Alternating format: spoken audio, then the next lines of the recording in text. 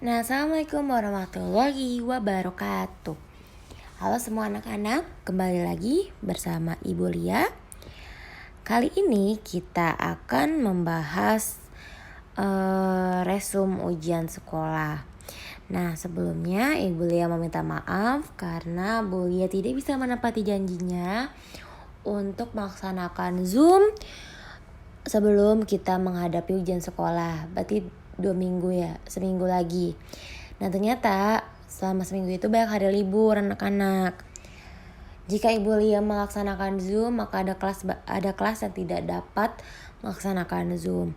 Jadi Ibu Lia bikin jalan tengahnya itu dengan membuat video aja.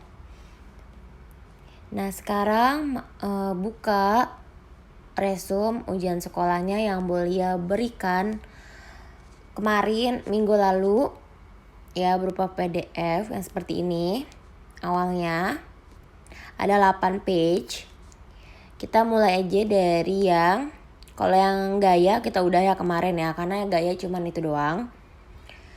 Sekarang ke yang resum US yang bagian 2. Lembar yang bagian 2. Kita daur hidup hewan udah belajar kemarin. Sekarang masuk ke konservasi makhluk hidup. Nah, konservasi makhluk hidup itu ada 2. Ada pelestarian in situ dan ada pelestarian ex situ. Apa bedanya? Bedanya itu dilihat dari in sama ex. Nah, ini tuh artinya di dalam dan ex itu artinya di luar. Berarti kalau pelestarian in situ itu pelestarian makhluk hidup yang dilakukan di habitat asli. Artinya dia di dalam habitat aslinya. Contohnya itu taman nasional sama cagar alam. Nah, kalau pelestarian ex situ apa? Nah, kalau pelestarian ex situ itu pelestarian yang dilakukan di luar habitat asli. Artinya binatang atau tumbuhannya dari habitat itu dipindahkan ke tempat untuk pelestarian. Contohnya adalah kebun binatang dan kebun raya Bogor. Nah, nanti soalnya kayak gimana, Bu? Soalnya itu berupa pertanyaan jelaskan pelestarian dari in situ atau ex situ. Nah, yang kedua itu kalian harus tahu contoh dari pelestarian in situ dan ex situ. Jadi harus tahu contoh dan pengertiannya. Paham ya? Oke, dicatat tuh. Kita masuk yang kedua. Itu ada sistem pernafasan ya. Kita masuk ke sistem pernafasan. Nah, sistem pernafasan kan banyak ya anak-anak ya organ-organnya. Yang perlu kalian pelajari itu cuman organ pernapasan atas sama organ pernapasan yang bawah aja, yaitu kalau organ pernapasan atas cukup kalian pelajari organ hidung, dan kalau pernapasan yang bawah itu kalian hanya pelajari bagian paru-paru aja. Nah, di paru-paru itu ada alveolus. Fungsi dari alveolus itu apa anak-anak?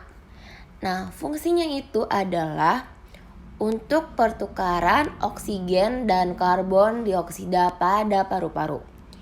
Nah, yang kedua, soal yang kedua itu menjelaskan tentang organ pernapasan atas, yaitu adalah hidung. Nah, di hidung itu ada bagian-bagiannya, ada lendir, ada bulu hidung ya. Nah, fungsi dari bulu hidung atau lendir itu apa?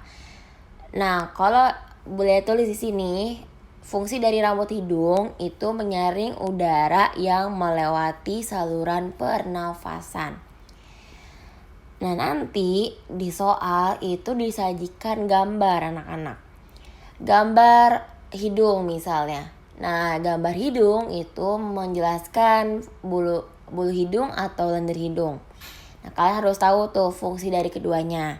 Nah, kalau alveolus itu kan ada di paru-paru. Nah, berarti kan organ paru-paru itu ada bagian-bagiannya. Nah, bagian-bagian itu fungsinya apa? Kalian harus pelajarin itu. Ya, boleh contohin aja alveolus sama rambut hidung.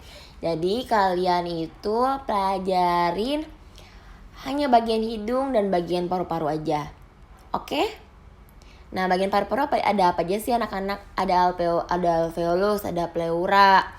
Nah, tapi kalian yang gampang-gampang aja nih, yang yaitu boleh kasih bocoran aja ya.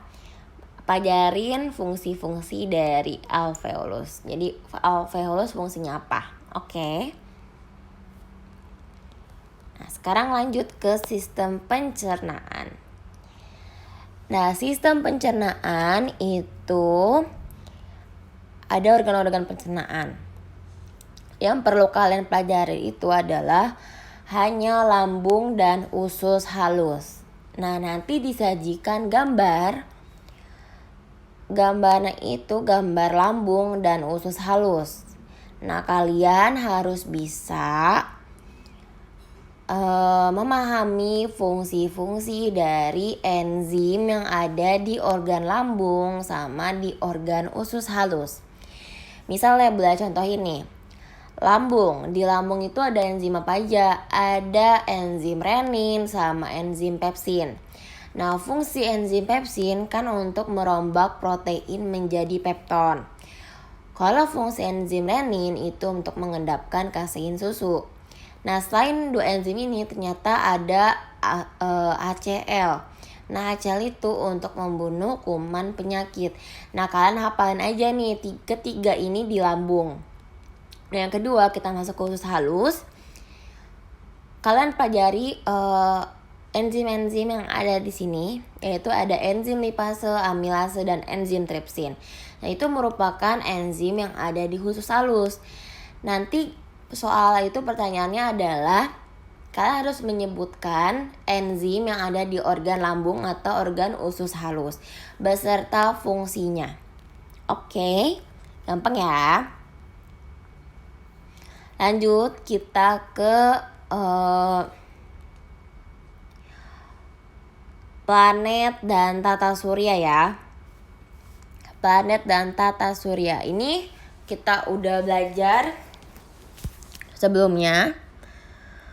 Nah, planet kan banyak ya anak-anak ya. Gak usah hafalin semuanya, gak usah hafalin ciri-cirinya semua. Cukup kalian pelajari planet Mars dan Venus, terus sama Saturnus. Nah, kalau Saturnus gampang. Saturnus itu ciri-cirinya punya cincin. Nah, tuh ingat Saturnus memiliki cincin. Kalau planet Mars cirinya apa? Yang paling identik itu adalah warnanya merah. Terus diameternya 6.794 km. Suhunya pada siang hari itu 23 derajat Celcius. Yang keempat, dia mempunyai satelit Phobos dan Deimos. Nah, sedangkan kalau ciri planet Venus itu yang pertama tampak bercahaya terang. Jadi, planet yang memiliki cahaya terang itu adalah Venus ya. Yang kedua, paling dekat dengan bumi. Yang ketiga, sering disebut bintang dan bintang barat. Bintang timur dan bintang barat ya maksudnya. Yang keempat, itu dia mempunyai diameternya kurang lebih 12.100 km dan mempunyai kala revolusinya 225 hari. Jadi kalian hanya hafalin 3 planet aja, yaitu Saturnus, Mars, dan Venus. Selanjutnya, kalian harus tahu juga nih urutan planet berdasarkan orbitnya. Nah, orbitnya itu kan diurutin dari matahari dulu kan. Habis matahari itu ada planet Merkurius. Habis dari Merkurius ada Venus. Habis dari Venus ada bumi. Dari bumi ada Mars. Dari Mars ada Jupiter, Saturnus, Uranus, dan Neptunus. Nah, kalian harus tahu nih urutannya. Nah, selanjutnya kalian juga harus tahu urutan planet berdasarkan orbitnya setelah bumi. Jadi yang planet setelah bumi itu ada Mars, Jupiter, Saturnus, dan Uranus. Oke anak-anak, paham ya? Gampang kok. Jadi cukup kalian hafalin aja planet Venus, planet Mars, sama planet Saturnus. Terus hafalin juga urutan planet sama urutan orbit dari setelah bumi ya. Nah, selanjutnya kita ke yang rotasi dan revolusi bumi. Nah, ada nih soal tentang revolusi bumi. Nah, kalian harus tahu akibat dari revolusi bumi apa aja. Nah, Ibu kasih tahu nih di sini kan, akibat dari revolusi bumi itu gerak semu tahunan matahari, di belahan bumi utara dan selatan terdapat musim dingin, semi, gugur, dan panas. Terus Indonesia mengalami musim kemarau dan penghujan. Nah, kalian harus hafalin akibat dari revolusi bumi. Terus kalian juga harus tahu nih jumlah hari di bulan Februari pada tahun Kabisat. Ada berapa hari? Nah, ada 30 hari. Kalian harus hafalin. Terus yang kedua, kita masuk ke gerhana. Gerhana kan ada banyak ya. Nah, tapi Bulia hanya mengambil gerhana bulan total. Kalian harus pelajari gambar dari gerhana bulan total. Nah, kayak gini ya, gerhana bulan total itu dia sejajar ya anak-anak ya. Posisi bulannya itu ada di umbra. Umbra itu bagian tergelap ya. Kalau penumbra itu bagian yang bayang-bayang atau baur. Nah, ini masuknya ke dalam gerhana bulan total. Oke, itu aja. Selanjutnya, jangan lupa juga hafalin pengertian dari rotasi bumi, terus jam. Nah, misal nih di Pulau Jawa itu pukul 7, nanti di Nusa Tenggara Timur pukul berapa. Nah, tipe soal kayak gitu ya. Nih kayak gini ya, pokoknya anak-anak, jika di Jawa Barat pukul 07.00, maka di Nusa Tenggara Timur menunjukkan pukul, bedanya kan cuma 1 jam doang ya anak-anak ya. WIB sama Wita itu beda 1 jam. Jadi jawabannya itu pukul 8. Lanjut kita ke akibat rotasi bumi. Nah, rotasi bumi bedanya apa sama revolusi? Kalau rotasi itu dia bumi berputar pada orbitnya. Kalau revolusi bumi mengelilingi matahari. Beda ya anak-anak ya. Terus akibat dari rotasi bumi apa aja? Nah, akibat dari rotasi bumi itu yang pertama terjadinya siang dan malam. Yang kedua terjadinya perbedaan waktu di belahan bumi yang berbeda. Yang ketiga ada perubahan arah angin. Nah, pokoknya dihafalin nih tentang pergerakan bumi. Zona waktu, revolusi, rotasi itu dihafalin pengertian dan akibatnya apa. Selanjutnya kita masuk ke pubertas. Pubertas gampang kok anak-anak. Cukup kalian tahu pengertian dari pubertas sekunder. Pengertian pubertas sekunder apa? Pubertas yang tampak perubahan yang tampak dari luar ya, perubahan fisik. Itu meliputi apa aja? Kalau cowok itu dia tumbuh jakun. Terus suara mulai berubah, bertambah tinggi, terus tumbuh rambut di sekitar wajah, jerawatan, suka dengan lawan jenis. Nah, itu termasuk ke pubertas sekunder. Kalau pubertas sekundernya perempuan apa? Nah, pubertas sekundernya perempuan itu tumbuhnya payudara. Terus yang kedua pinggul melebar. Ketiga itu jerawatan. Nah, suka dengan lawan jenis juga. Kalau menstruasi sama mimpi basah itu termasuk ke pubertas apa? Kalau menstruasi itu pubertas primer. Kalau mimpi basah juga sama, ke pubertas primer. Artinya itu ada pengaruh hormon untuk kematangan organ reproduksi. Kalian harus tahu pubertas perempuan kayak gimana, pubertas laki-laki kayak gimana. Nanti disediakan disediakan tabel. Nah, tabelnya itu adalah pubertas dari setiap gender. Misalnya pubertas perempuan itu tumbuhnya jerawat. Nah, pubertas laki-laki itu tumbuhnya jakun. Nah, kalian harus tahu mana yang pubertas perempuan, mana yang pubertas pada laki-laki. Oke ya. Gampang kok anak-anak, karena ini sudah ada di PH, jadi tinggal mengulang aja. Oke, sampai situ aja.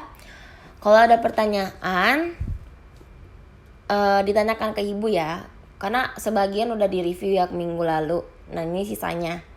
Jadi kalian ibu harapkan ya belajar juga nih yang ini nih, resume yang ibu Lia berikan. Belajar dari soal-soal yang ibu Lia berikan. Siapa tahu ada yang keluar, karena otomatis Bu Lia juga bakal ngambil dari soal-soal itu anak-anak. Dari soal-soal pekan harian, terus dari soal kemarin yang Bu Lia kasih tiap minggu, tiap pertemuan. Nah dari sini juga resume. Nah Bu Lia bikin resume ini untuk memudahkan kalian untuk belajar. Oke? Paham ya? Kalau ada pertanyaan, chat aja ya ke Bu Lia anak-anak.